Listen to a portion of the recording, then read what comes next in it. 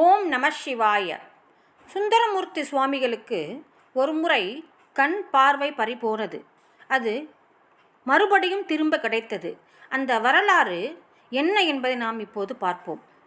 தப்பு பண்ணினா சாமி கண்ணை குத்திடும் என பெரியவர்கள் குழந்தைகளை பயமுறுத்தி வைப்பது வழக்கம். இது விளையாட்டான சொல் அல்ல. சிவனின் நண்பரான சுந்தரருக்கு நிஜத்திலேயே இப்படி நடந்தது. தன் தவறுக்கு வருந்திய அவர் திருவாரூர் தூவாய்நாதர் கோவிலுக்கு வந்து மன்னிப்பு கேட்ட பிறகே மீண்டும் பார்வை பெற்றாராம்.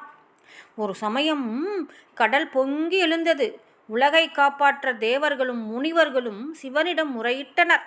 துர்வாச முனிவரிடம், நீ பூலோகத்திலுள்ள திருவாரூர் சென்று அக்னி மூலையில் குளம் அமைத்து என்னை வழிபட்டால் உயிர்கள் காப்பாற்றப்படும் என்றார் சிவபெருமான்.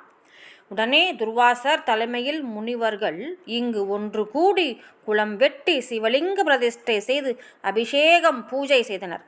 பூஜையை ஏற்ற சிவபெருமான் பொங்கி வந்த கடலை அக்னி மூலையில் இருந்த குளத்திற்குள் ஈர்த்து கொண்டார். துர்வாச முனிவர் பூஜித்த காரணத்தால் இத்தல சிவனுக்கு துர்வாச நயினார் என்ற பெயர் ஏற்பட்டது. பிற்காலத்தில் தூவாய்நாதர் என மாறிவிட்டது. தூய அன்பை தருபவர் என இதற்கு பொருள். அம்பாளுக்கு பஞ்சை விட மெல்லிய திருவடிகள் உள்ளதால் பஞ்சின் மென்னடியாள் என்ற அழகிய பெயருடன் திகழ்கிறாள். அங்கு திருவடியைப் போல அவளது மனமும் மிகவும் மென்மையானது, பூவை போலது.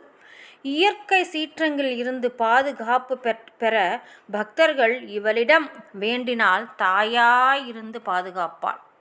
இந்த கோவிலில் இயற்கை சீற்றங்களில் இருந்து பாதுகாப்பு வேண்டி யாகம் செய்வதுடன் அன்னதானமும் செய்கின்றனர். ஒரு முறை தன் இரண்டாவது துணைவியான சங்கிலி நாச்சியாரிடம், நான் எப்போதும் உன்னை விட்டு பிரிய மாட்டேன் என உறுதிமொழியளித்தார் சுந்தரமூர்த்தி நாயனார். ஆனால் அதற்கு மாறாக ஒரு முறை அவருக்கு முதல் மனைவியான பறவை நாச்சியாரின் நினைவு வந்தது. இதையடுத்து அவர் முதல் மனைவியை காணச் சென்றார். உறுதிமொழியை மீறிய தவறுக்காக சுந்தரரின் பார்வை பறிபோனது. மனம் கலங்கி ஒவ்வொரு சிவத்தலமாக சென்று பார்வை தந்தருள வேண்டினார் சுந்தரர். காஞ்சிபுரம் ஏகாம்பரேஸ்வரர் கோயிலுக்கு வந்தபோது சுந்தரருக்கு இடது கண் பார்வை கிடைத்தது. கவனமாக கேளுங்கள். திருவாரூர் தூவாய்நாதர் கோவிலுக்கு வந்து மற்றொரு கண்ணுக்கு பார்வை தந்தருளும்படி வேண்டினார். இவரது வேண்டுதலை ஏற்ற சிவபெருமான் அக்னி மூலையில் உள்ள குளத்தில் நீராடி தன்னை வணங்கினால் வலது கண் பார்வை பெற்றார். சுந்தரருக்கு இங்கு கண் பார்வை கிடைத்ததன் அடையாளமாக இத்தலத்து சிவனுக்கு அபிஷேகம் செய்யும் போது லிங்கத்தில் கண் தடம் தெரிவதை காணலாம். திருவாரூர் தியாகராஜர் கோவில் கீழரத வீதி நேர் எதிரில் கோவில் உள்ளது.